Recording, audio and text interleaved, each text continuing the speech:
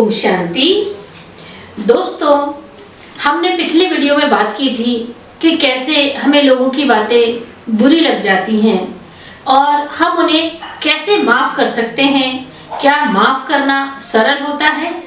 आज हम इसी वीडियो के अगली बातों के बारे में जानेंगे कि हम कैसे लोगों को माफ करें और भूल जाएं। अक्सर ऐसा होता है कि बहुत सारी बातें लोग हमसे कह के चले जाते हैं।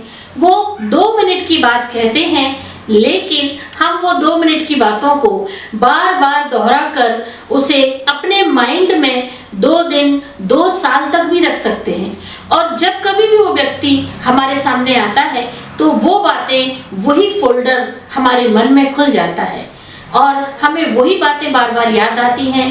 ये एक ऐसा है जैसे हम अगर किसी पेन से अगर किसी एक चीज को एक बार क्रॉस करते हैं, फिर बार बार से क्रॉस करते रहते हैं तो वो पक्का निशान बन जाता है। ठीक वैसे ही जो लोगों की बातें हमें बुरी लगती हैं, जब हम उन्हें बार बार अपने माइंड में दोहराते रहते हैं तो हम उन्हें माफ नहीं कर सकते हैं, उन्हें भूलना नहीं चाहते हैं। और जब भूलते नहीं हैं तो माफ भी नहीं हो सकता है।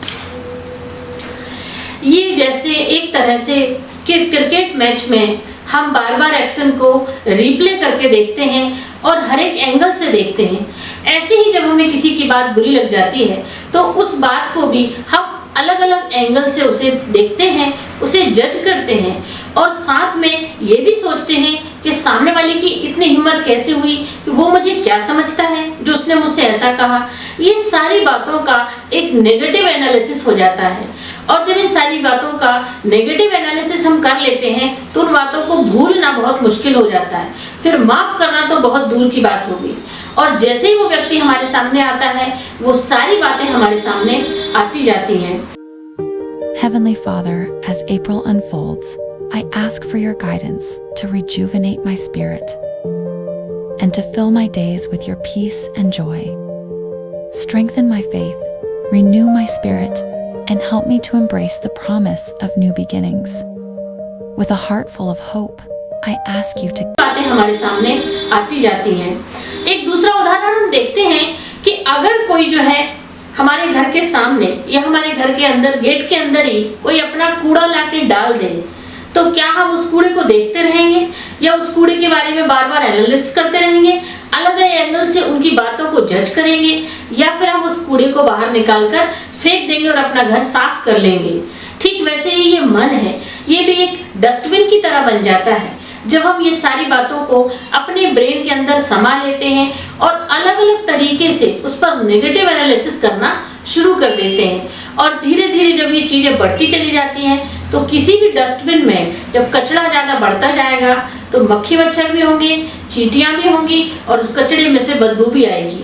और वही चीज हमारे इस ब्रेन के साथ होती है, फिर हमारे व्यवहार में दिखाई देता है कि दूसरों को फिर हम गुस्सा करते हैं, दूसरों को हम डांटते हैं, उनसे परेशान हो जाते हैं और खुद ही जो है फिर बाकी की बीमारियों में घिर जाते हैं। तो इस चीज के लिए सबसे सरल तरीका है उनको माफ करना। सबसे पहली बात है माफ करना और भूल जाना।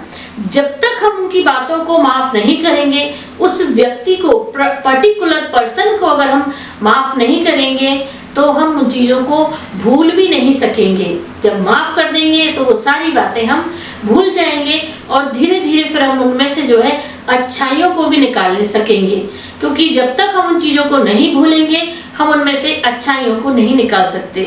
उसके लिए हमें सबसे पहले मेन जो चीज है अपने अंदर जाना, अपने अंदर एनालिसिस करना कि क्या मैं जिस बारे में विचार कर रहा हूँ, क्या वो बात उतनी ही है या उससे बड़ी बात है।